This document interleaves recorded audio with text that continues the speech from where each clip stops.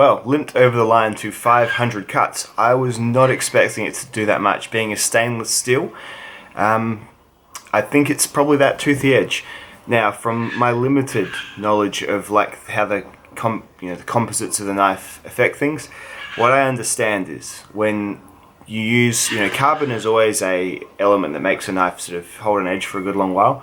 But when you make a knife with other attributes that also lead to a positive edge, that have different carbides, which are like little crystals, then if you sharpen the edge so that the carbides are not sort of just kind of hanging out, it's hard to explain.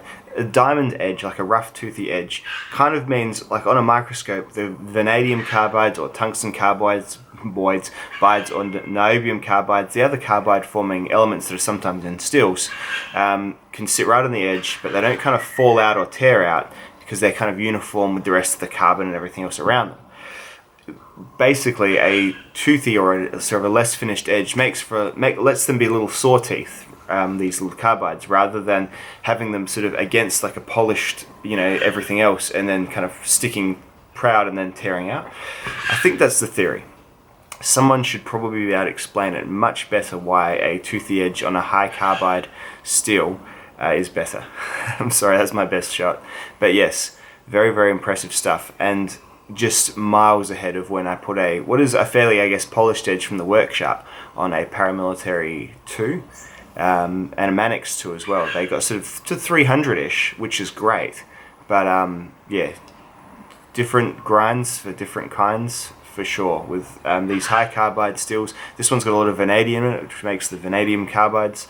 That's probably what's doing all the cutting, I'd suggest, or most of the cutting, against rope anyway. So, hope you've enjoyed. I think it's sitting between M4 and K390. All three are crazy good steels. However, you've got to remember, this one's also stainless.